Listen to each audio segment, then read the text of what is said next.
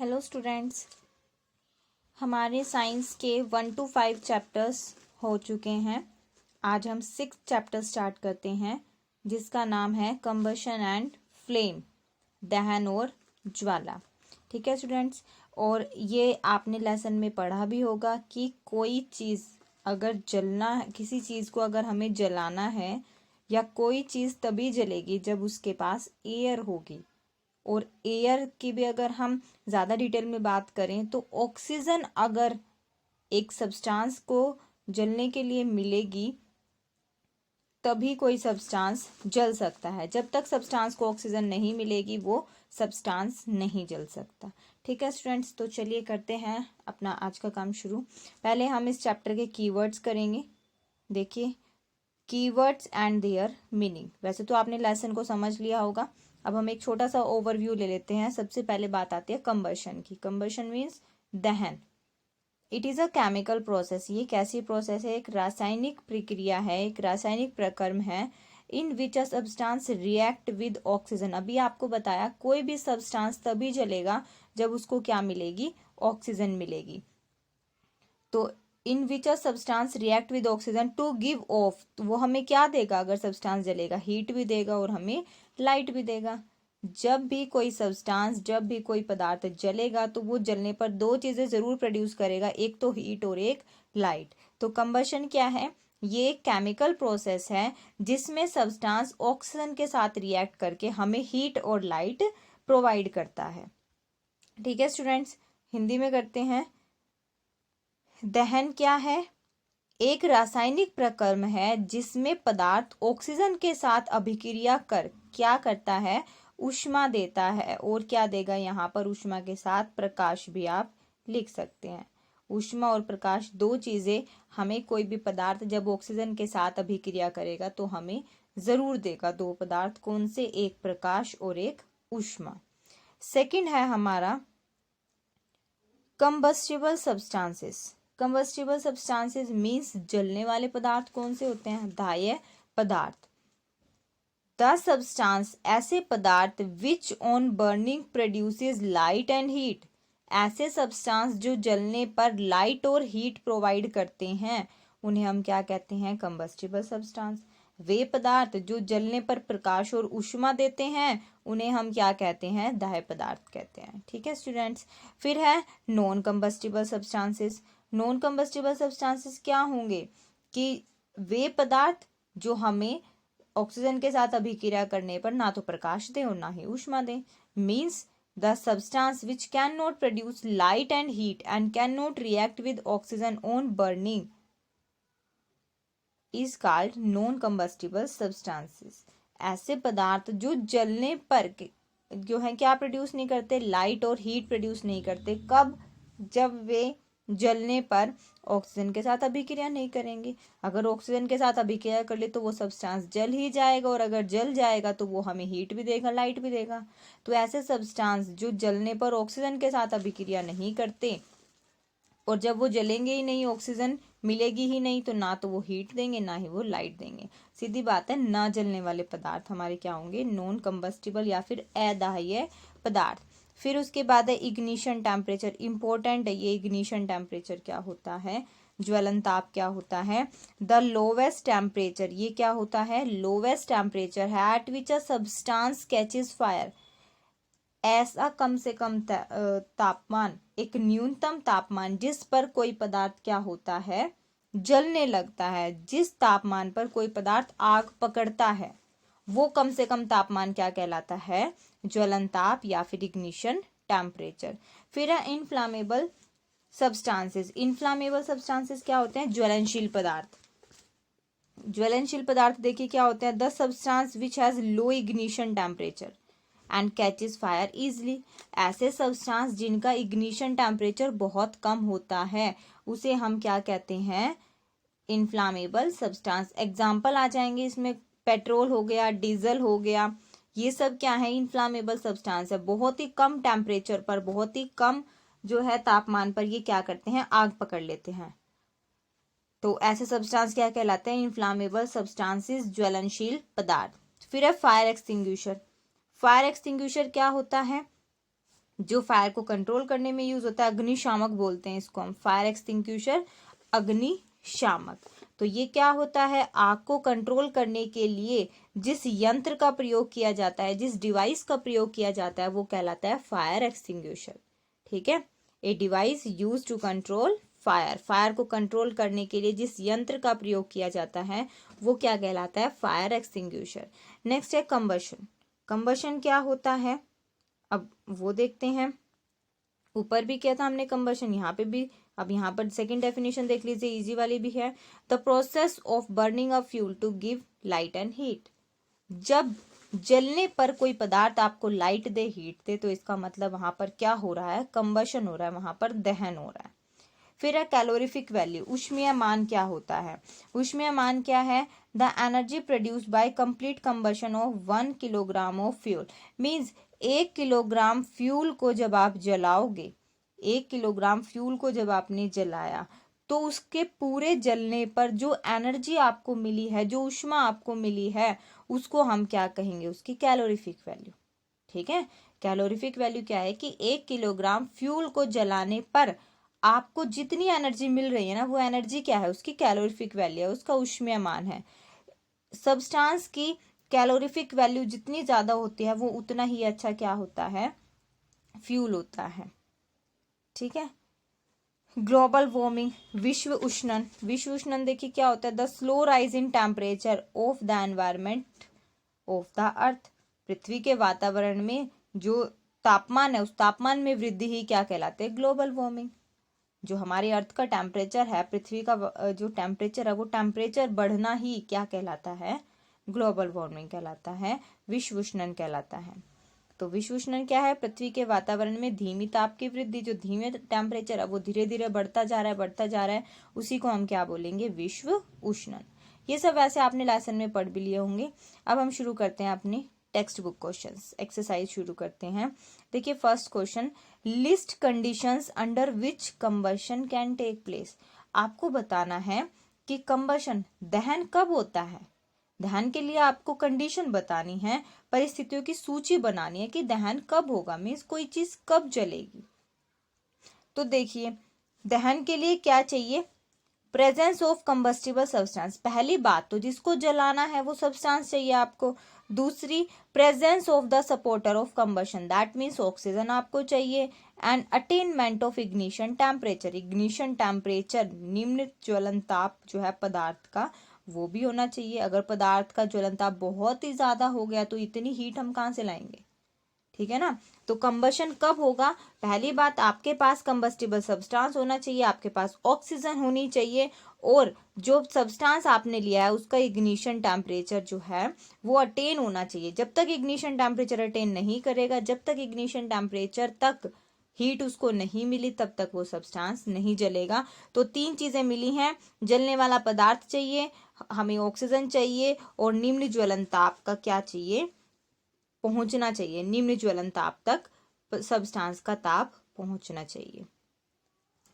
तो देखिए दहन की परिस्थितियों की सूची बनानी है। दहन के लिए आवश्यक परिस्थिति कितनी है, 3 आवश्यकताएं हैं। पहली क्या है, ऑक्सीजन की उपस्थिति होनी चाहिए, ऑक्सीजन नहीं होगी तो आग नहीं लगेगी। सेकंड है दाहन पदार्थ की उपस्थिति, मीन्स जलने वाला पदार्थ होना चाहिए।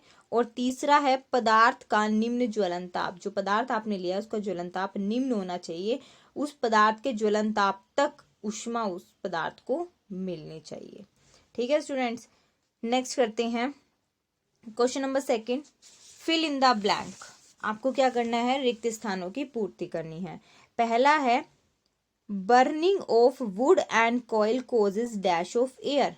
जब लकड़ी और कोयला जलता है तो वो एयर को क्या कर देता है, प्रदूषित करता है ना, तो क्या होगा, pollution. When burning of wood and coal causes pollution of air, वो वायु को क्या कर देता है, प्रदूषित कर देता है। Second, a liquid fuel uses in home is, घर में यूज किया जाने वाला लिक्विड फ्यूल, तरल ईंधन, द्रव्य ईंधन कौन सा है, मिट्टी का तेल, कैरोसिन ऑयल। ठीक है स्टूडेंट्स। थर्ड है fuel must be heated to its dash before it start burning. कोई भी पदार्थ जलने से पहले उस पदार्थ को, उस ईंधन को कब तक गर्म करना पड़ेगा? जब तक कि वो पदार्थ का जो इग्निशन टेम्परेचर है वो ना मिल जाए। तो कहाँ तक करेंगे हम? उसके इग्निशन टेम्परेचर तक। ठीक है स्टूडेंट्स। डी है, fire produced by oil can not be controlled by. जो ऑयल से आग लगती है, तेल के द्वारा जो आग उत्पन्न होती है, उसे हम किससे कंट्रोल नहीं कर सकते? वाटर से कंट्रोल नहीं कर सकते। अगर पानी से आग लगी, तेल से आग लगी है, तेल की आग को आप पानी से नहीं बुझा सकते। ठीक है, पानी की डेंसिटी ज्यादा होती है, ऑयल की डेंसिटी कम होती है। ठीक है ना। तो देखिए हिंदी में करते हैं। रिक्त स्थानों की पूर्ति करनी है। लकड़ी और कोयला जलने से वायु का डैश होता है। तो वायु का क्या होता है? प्रदूषण होता है। घरों में काम आने वाला एक द्रव्य ईंधन है, कौन सा है? मिट्टी का तेल। थर्ड है, जलना प्रारंभ होने से पहले ईंधन को उसके डैश तक गर्म करना आवश्यक है। कहाँ तक गर्म करना चाहिए? उसके इग्निशन टेम्परेचर तक, उसके ज्वलन ताप तक। तेल द्वारा उत्पन्न आग को डैश द्वारा नियंत्रित नहीं किया जा सकता। अगर तेल से आग लगी है तो हम उसे नियंत्रित नहीं कर सकते। किससे? पानी से। ओके स्टूडेंट्स, नेक्स्ट क्वेश्चन करते हैं। Question number 3, explain how the use of CNG in automobiles has reduced pollution in our cities. आपको बताना है कि जो ऑटोमोबाइल्स है ना, ऑटोमोबाइल क्या होते हैं? जो हमारे मोटर वाहन है। ऑटोमोबाइल मोटर वाहन, लाइक बस हो गई, ये सब क्या है? बस, कार, बाइक, ये सब मोटर वाहन है। तो explain how the use of CNG के यूज ने किस में? वाहनों में। Has reduce pollution in our city, हमारे शहरों में जो प्रदूषण है उसको किस प्रकार कम किया है। हमें बताना है, यहाँ पर हमें समझाना है कि जो मोटर वाहनों में अगर CNG यूज हो रही है तो उसने हमारे शहर को पोल्यूशन से किस प्रकार कम किया है। पोल्यूशन को CNG ने हमारे शहर से किस प्रकार कम किया है।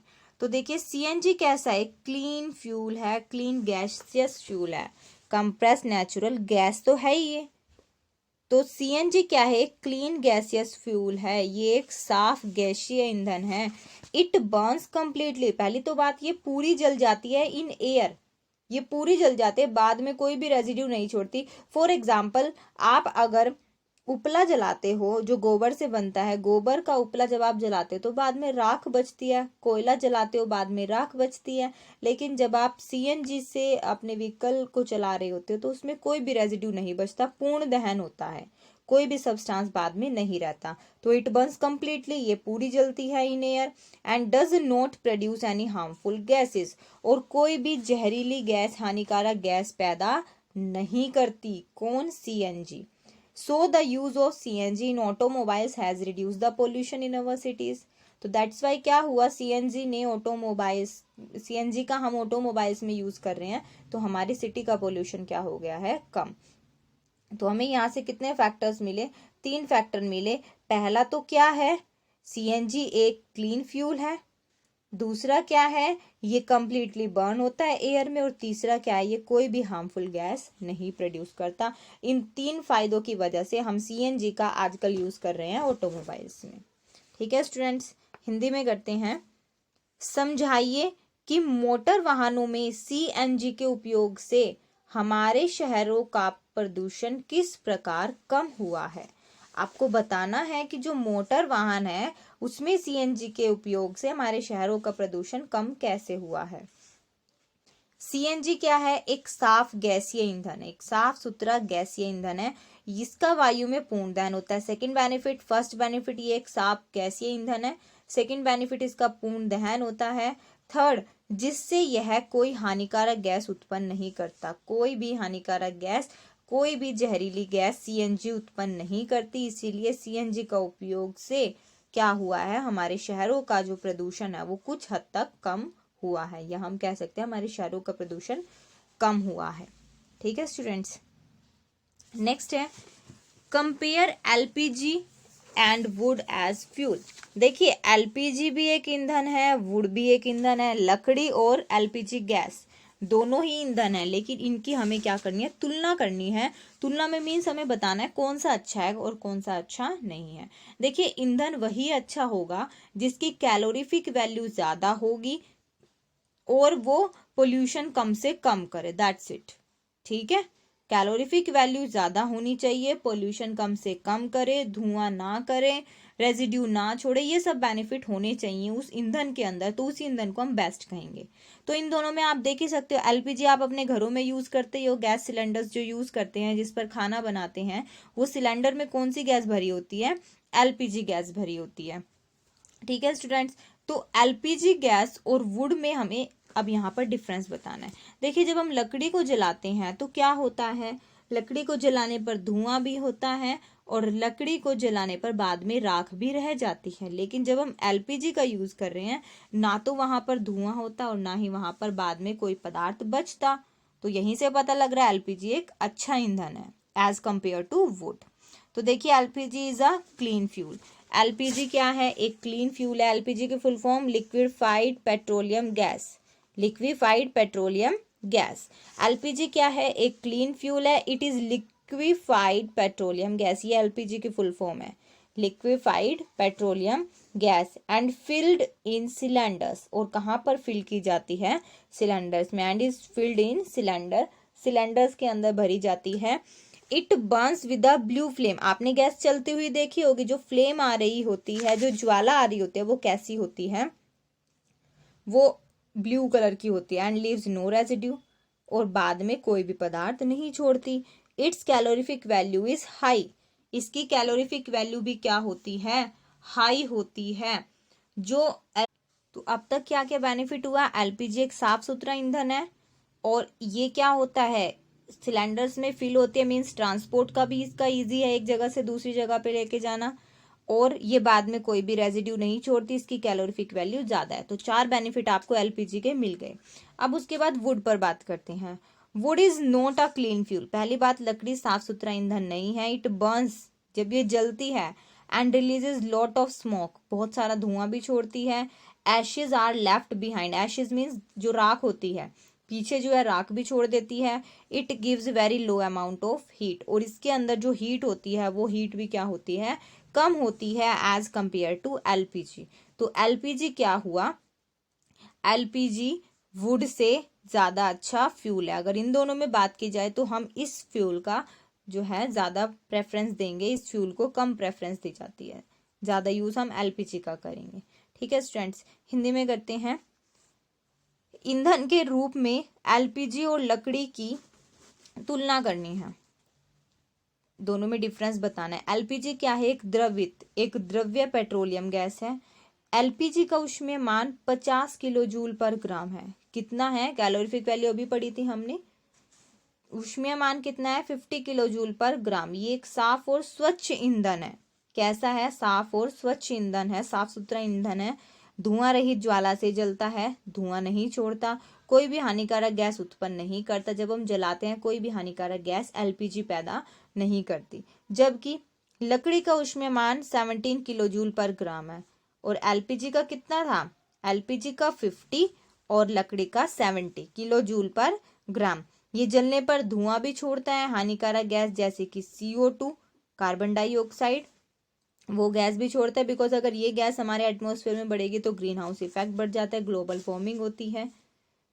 तो लकड़ी का ऊष्मीयमान भी कम है और ये धुआं रहित भी नहीं है, जलने पर धुआं देता है, हानिकारक गैस उत्पन्न करता है। तो इसलिए एलपीजी को जो है एक बेहतर ईंधन माना जाता है लकड़ी की बजाय। ठीक है स्टूडेंट्स, आपको ये चारों क्वेश्चंस जो हैं अच्छे से राइट करने हैं और लर्न भी करने हैं। Thank you students.